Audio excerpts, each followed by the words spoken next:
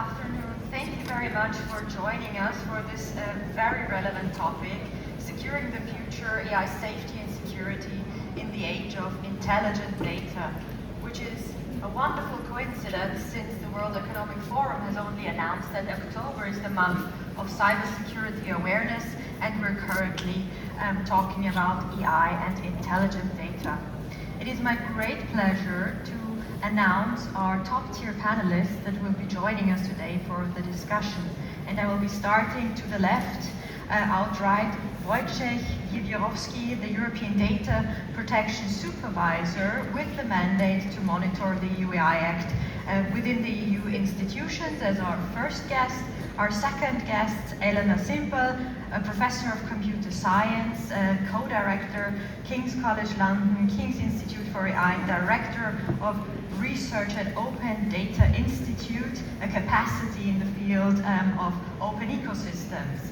Moving on to Jaki Feitelson, CEO of Varonis, which is a data security company, and last but not least, Tor, Chief Data Officer with a lot of experience across multiple industries, from aviation until financial institutions. If you will indulge me, I will start off our panel with, looking at the regulatory lay of the land, since we have the European Data Protection Supervisor on our panel, who is a capacity on this topic, and in particular also on specific topics of the European AI Act. We know the Act differentiates between different systems, and in particular in the high-risk category, there is a requirement for cybersecurity. And if I may yield the word and the floor to you, if you could briefly explain to the audience the regulatory requirements and how to tackle this topic.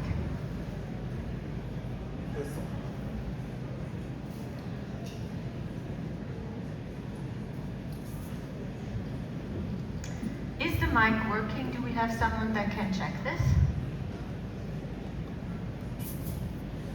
Okay, yes, it works. So first of all, thank you for inviting me here. It's a great pleasure for me to take part in this event, especially that the data protection authorities are not seen as the best friends for the innovation in the field of AI, which is absolutely not true. And where I, as the European Data Protection Supervisor, play the role not only of the Data Protection Authority, but also the Market Surveillance Authority for the EU institutions. But as the previous speaker, I'm also the person who thinks about the future as the father, and as the person who was the first adult generation of internet, and we already left some things to be regulated by itself. So we somehow learned the lesson. And finally, I look at this also as the person who has an enthusiastic approach to AI and great expectations. My strange body language means that my neurological defects might be solved or might be killed with the work of the AI. So I have the personal interest in it. But of course, my role as the European Data Protection Supervisor is to tell you about the attempt that the European Union did preparing the Artificial Intelligence Act and trying to regulate the topics connected with the AI, and especially the cybersecurity itself, which is not only the topic for the AI, but it's the horizontal subject that the EU is regulating. So we have two dimensions for the AI systems.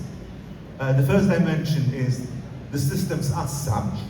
Well, they are based on the solutions that exist on the market for years, and AI as the new phenomenon. Of course, not new phenomenon at all. That's something which exists for 40 years or 50 years in the very similar ways or with the very similar expectations. but now being democratized and given to the very rapid revolutionary growth.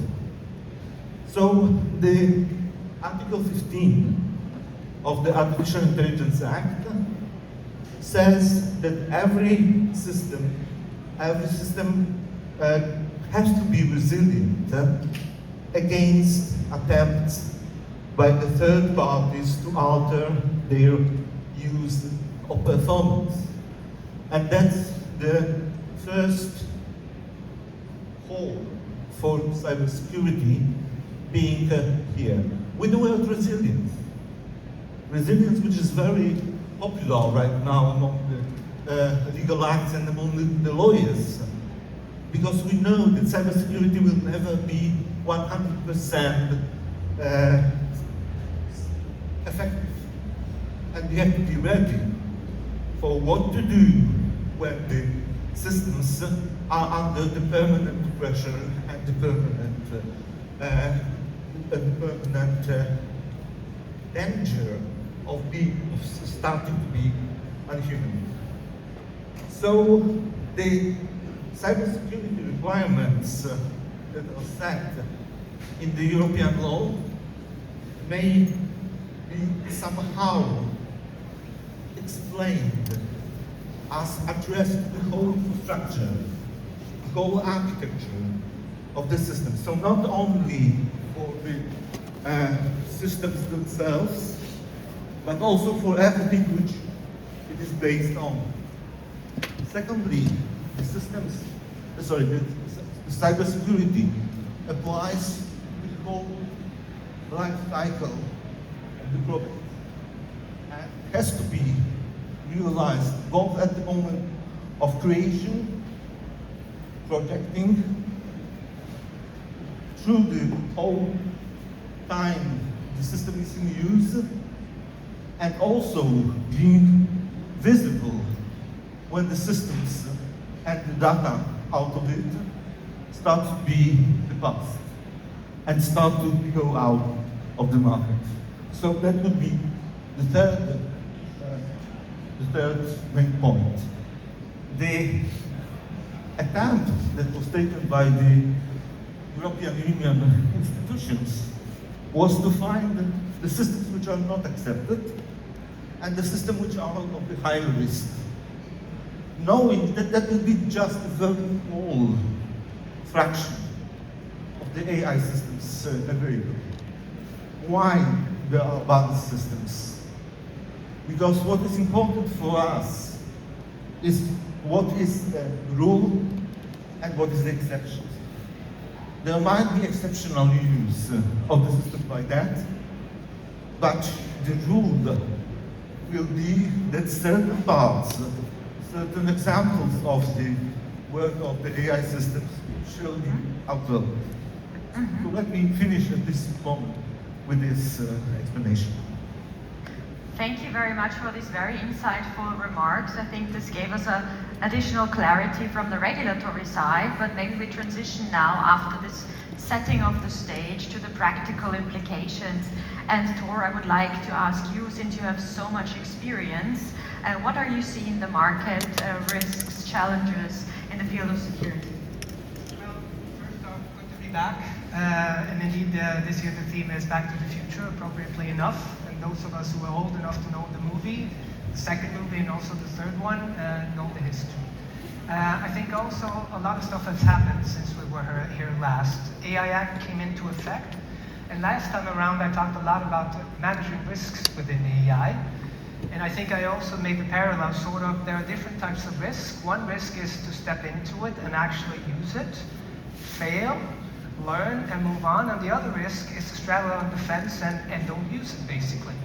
And I think what has changed for me, and probably many of you over the past year, is the experience in actually using AI systems. And for that, we better understand the inherent risks and also the opportunities embedded. So I think that's the first point. And then I will also do like Jason did with his son Bruno in the previous presentation. I also have a son. So apart from, let's say, my professional experience, I have a 15-year at home. And there also stuff has changed. So literally a year and a half ago, I caught him while doing homework, looking at his phone. I'm like, oh my God, TikTok. He's like, no, ChatGPT. I'm like, oh my God, that's even worse. Now a year and a half has passed, and that has actually fundamentally changed. So what I see him doing is not look for answers, but looking for actually guidance on how to do things. Get instructions, and then try to do it on his own. And of course, there are some risks associated with this. We all know this. But what I also learned as a parent is something very fundamental. So when he was younger, he always came to me asking about algebra and math and geometry. And what he would invariably find was that, Dad doesn't always tell the truth either. He also makes up stuff. He doesn't know what to do.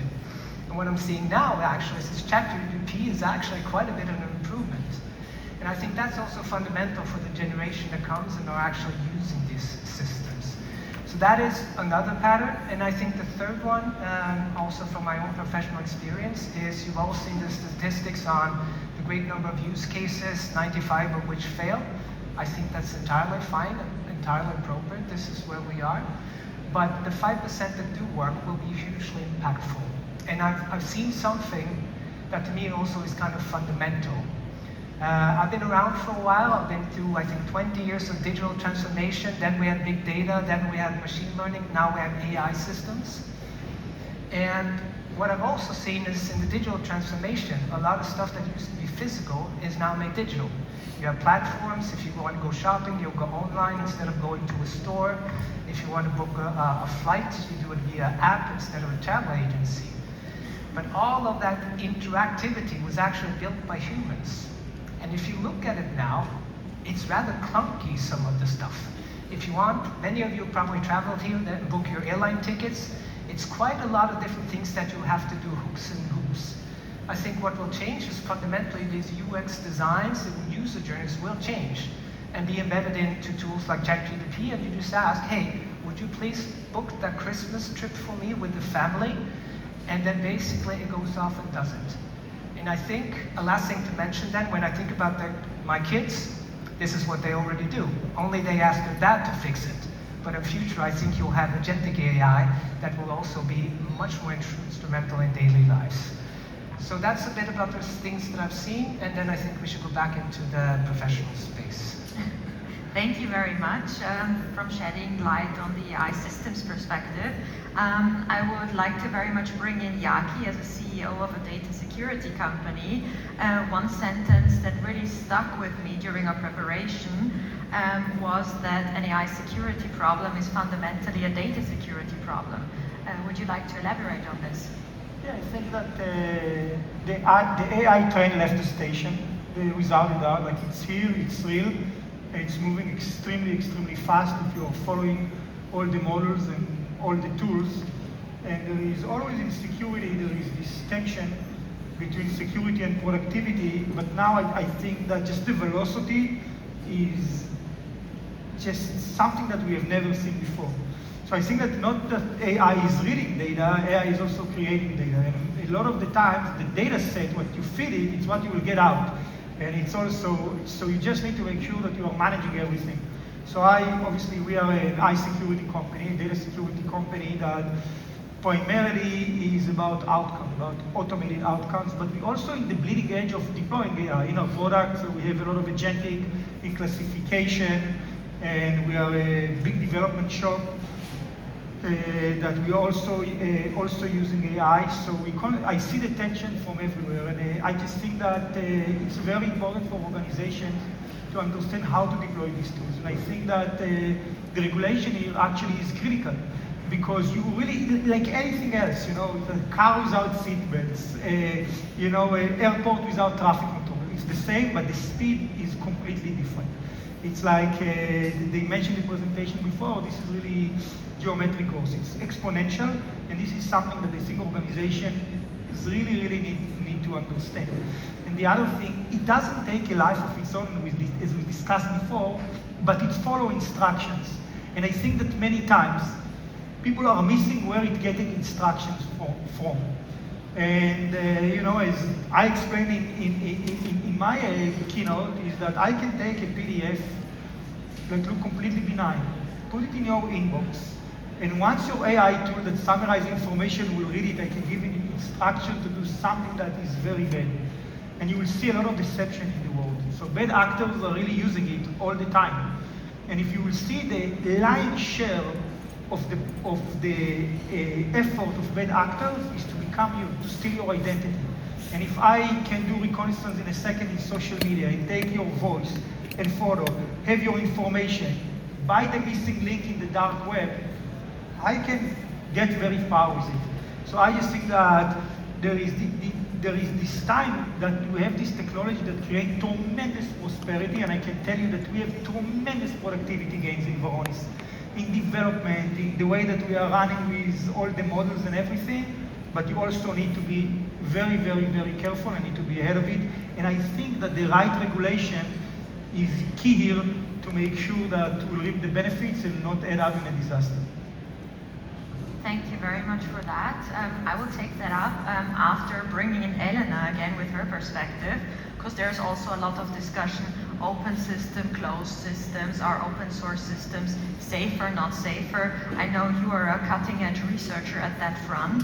Maybe you would like to elaborate a little bit your position on the open source definition, because the AI for the first time, let's say, tries to define open source, and your position on open ecosystems in the long term. Yeah, thank you for this question. Really glad to be here to talk about this important topic. Just to give people a little bit of a background where I come from. So I'm an AI scientist. I've been working in AI for almost 20 years now. But in the past years, I've had the opportunity to be part of a non-profit called the Open Data Institute. We're around 40 people based in London, acting globally. Been around for 13 years now, and the mission of the organization is to foster what we call open, trustworthy data ecosystems. And AI is a data ecosystem. So when I talk about openness, when I talk about AI safety or AI security, I tend to look at this topic from a global point of view. And I think that's important for two reasons, at least two reasons. One is AI is not a national phenomenon. You have lots of models being released all the time. As you said, every week there is some model somewhere in the world available, now more and more openly, as companies realize that the money is actually elsewhere, not in the foundational technologies. And they're used somewhere else in the world. There's all these different products and services that are emerging all over the world. So regulating in one part of the world can get you only that far. The other thing is also that regulation is just one part of the picture. So colleagues have picked up on what regulation is good for, the impact it could have. If regulation is used wisely, it can solve some of the problems in the ecosystems around the symmetries and the healthiness of the ecosystem as a whole, but it is not the only solution. And the example I'd like to give is California, right? So California has just passed their, I think, first state in the US that passed AI safety, AI regulation. California is not really seen as anti-regulation in the US. If you look at what they want to have, okay, it's a diluted version from what was discussed before the current administration took place, but it's still quite compatible with previous voluntary schemes, with the EU Act, so transparency reporting, different types of assessments, and so on and so forth. And yet, California is home of some of the most innovative companies in the world. So what that tells me really is that it is not just about regulation. I think that's just a distraction. Okay, so going back to what you actually wanted me to talk about, openness. If we're thinking about AI safety and security as an ecosystem-wide global problem, then I think besides the various technical solutions that we have, there's at least three important tools. One is well-governed data. The other one is standards that are shared and agreed. And the third one is open collaboration and open source. Now on well-governed data, totally agree with you, Yaki. AI security is a data security problem. There's also other issues with safety related to data, right? So if you're thinking about a medical device, say for mental health or providing diagnostic support, you really need to make sure that the data that was used in that model for training, for fine-tuning, is representative for your population of patients. Sadly, that's not the case in most countries, including the UK. Then if we're looking at standards, I fear, as someone who is not directly involved in the development of these products that are becoming mainstream, that we are going to make the same mistakes that we have made in the past in terms of vendor lock-in and dependencies on a few players. So think about social media 10, 15 years ago and all the things that we wish we would have known about data portability and many other things. We're doing exactly the same thing at the moment. We're putting our data into a number of closed platforms, and I hope we have learned something from the past to not be in a situation 5 years down the line to have the same sort of negative effects and to have to think about the types of data access remedies that we need to think about right now in other parts of the IT landscape. And finally, open collaboration and open source. I think for me, this remains one of the most interesting and effective ways to build trust and create resilience, because it does lead to more scrutiny, it does lead to peer review. So AI used to be, cutting edge AI, used to be an academic discipline. So if you think about Google a few years ago, and by the way, I have nothing against Google and I work with lots of wonderful Google colleagues, but we used to see in research lots of publications, lots of knowledge being shared from these big labs, and that's less the case at the moment. Maybe it will change again, but we have lost some of that culture that we used to have of transparency, of understanding and openly discussing some of those technical challenges, which has its benefits. And then again, you know, in other areas in cybersecurity and open source in general, there's models of looking after and searching and fixing managing some of these risks that are slowly adopted in AI safety as well. So I hope we will see more and more of that. But just to conclude, I think we need to look at the big picture. We need to understand that just because we manage to fix perhaps some problems in one country or one government authority or particular context, there is always the need to build that public infrastructure to be able to do this at global scale.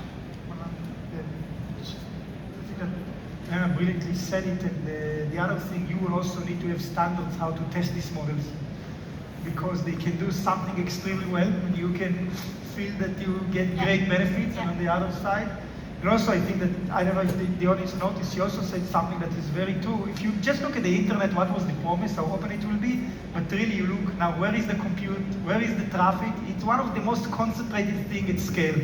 And we just need to make sure that AI will be, you know, very open, that will have models that we can check, it will have the right standards, it will be available, eventually that we can run it cheap, and this can bring, you know, just something that is available to everybody, and you are not locked to one vendor or these companies becoming strong than any nation.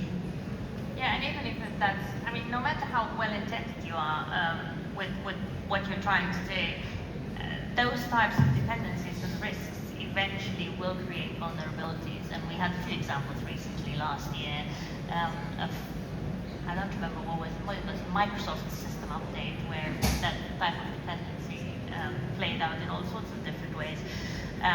But interoperability is important. Interoperability doesn't mean you're opening up the gates of your company or of your data to everyone.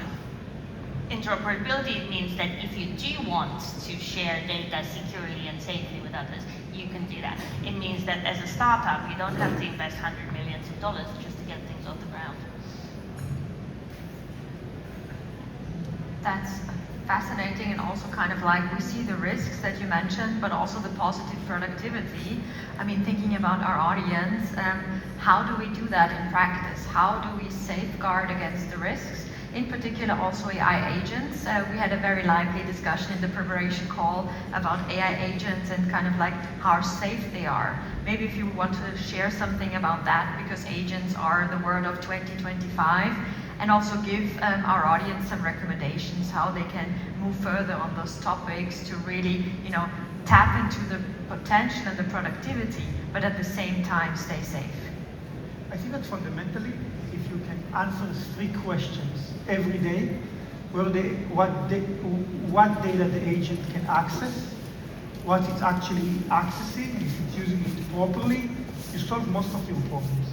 And what data is critical. I think sometimes the signal to noise ratio can be a bit problematic, can do a lot of things, but there are core things that if you do very well, you always take risk. You always need to balance risk and reward, risk and productivity, and you need to make sure that something can, like the upside will be much bigger than the downside, and the downside will not kill you. It's almost as simple as that. Like this is what we are doing every day. This is how society works. Just society works with just many people doing small things in the right direction. Mostly everything works very well. So the way that you have, just the road system and everything that relates to the traffic control, this is exactly the same. And in order to do that, you need to be focused on the right priorities. You need to make sure that you can really implement them. You need to make sure that they will be as frictionless as possible, because people have aversion to friction. If it's hard, they will bypass it, and they bypass it with robots. And the other thing, when we talk, and I thought when you said it doesn't take a life of its own, as we said, but it takes instructions. And many times, agents will take instructions from agents, and we use it extensively in our back office, and we use a lot of our managed data detection and response. This is something that is completely robotic value proposition, also in the remediation. So you just need to be very careful what robots are doing to make sure that you have all the tiers and to develop it in the right way. And the other thing, I think that now we are also at a point, you always have this inflection point and something moves extremely fast, and then you have standards, and you said, okay, this is what I can do with this technology. Now you are in a situation that you can imagine how your organization, at least in some aspects, in the back office and other aspects, will really use it. So you can extrapolate and say, I know that I will have 200,000 agents, and some will be in coding, and some will be in the back office, some will augment people, some will replace people, what they can do, how I'm taking it to production, what are the borderlines, what I need to do with identity, what it means in everything that's related to change control. You can imagine it, you can extrapolate, and you can have the right framework of how your organization is going to use the AI. Once you understand it, you understand what is the minimum I need to do and how I need to check it all the time. And I think that if you can do that, it's just amazing how much you can protect and that you can move fast and relatively in a frictionless way. Because if you see like it was automation processing and stuff like that, if AI will be hard to maintain, people will not do it. But as we said, the AI train left the station, so they are going to do it. So make sure that you are doing the minimum necessary and not stopping them, because they will bypass you completely. Yes, we also shouldn't believe that the regulation will solve problems. The regulation may cut some of them, may help us to deal with them, but they will not answer us the main questions. And that's, if you think about the next generation and the question how they will use the agents, you can see it now in the use of the tools that are offered by the AI. When the problem with the chatbots for the children is actually not the construction of the chatbot itself. It's not the model that is used, but the fact that the chatbot is never called. The chat does not need to do anything in the garden. It's more available than the parents. It's more available than the teacher. It's seems to be more anonymous than those who were talking with the children so far. Thank you very much for pointing that out. I see we have almost exhausted our time. I will give Tor and Elena also the possibility to give some recommendation to our audience and give the audience some time to think about some questions. I think we can take 3 questions from the audience with the remaining time, but please first, Elena and Tor, about your remarks and recommendations. Yeah, so I think also going back to what I said previously, so there's if we look at going back to the future, then literally it's our kids, and we learn from them what we also have the responsibility here. So I think that point I already made. But I think there's a different thing also in automation and then letting AI agents take over. There is a trade-off there, and I always articulate it in this way. If you don't yourself as a human fully understand what's going on under the hood, the process, the data, etc., it would probably be ill-advised to ask agentic AI to fix that for you. So I think also in a very basic sense, if we think about the potential there, yes, it can be, you can realize it, but if you're creating another black box, then you're creating another liability. So there I would be very careful. I come from a background, aviation and other types of industries where, you know, you have to understand how things actually work, have to understand how to simplify, and then with technology you can make massive leaps, but there are also boundaries. So I think that will always be a trade-off. But I think for digital platforms, shopping for stuff and also paying and getting stuff delivered, I go with my daughter who comes to that and say, look, I want Adidas shoes, can you fix it for me? And then I take care of it in the background. Agentic AI can also do that. So I think there, we're operating in a different type of environment. It's also lower risk, I would say. And these are some of the trade-offs that I think we'll be discussing here every year when we come back. So let's see where we are again next year. Yeah, I mean, a lot was said that I fully agree with. So maybe 2 final things. Say, there's many challenges companies face that don't need to be solved with agentic AI.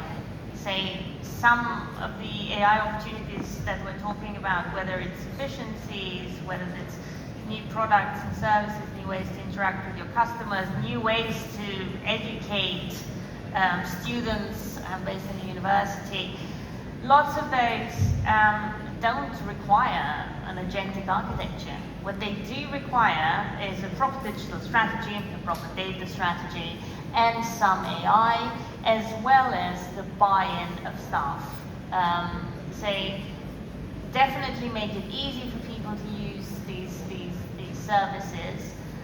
Definitely make sure that you know what is happening in when you roll out some of these services. And but not everything is going to be agents. There's a lot of hype around it, and lots of misunderstandings about what it is and what it is in terms of technology. So, on the other hand, I'd say that purely from a technical point of view, we are still at the very beginning when it comes to protocols, so to methods to test how safe agentic applications are. And we have already not solved the same questions when it comes to just generative AI and AI systems that are using foundational models. Agentic systems are trained in a different way. So if you think about DeepSeek, ChatGPT, Gemini, they've been trained primarily on public data and then fine-tuned on higher quality data. With agents, that's very different because you need access to all sorts of interaction data that you do not have.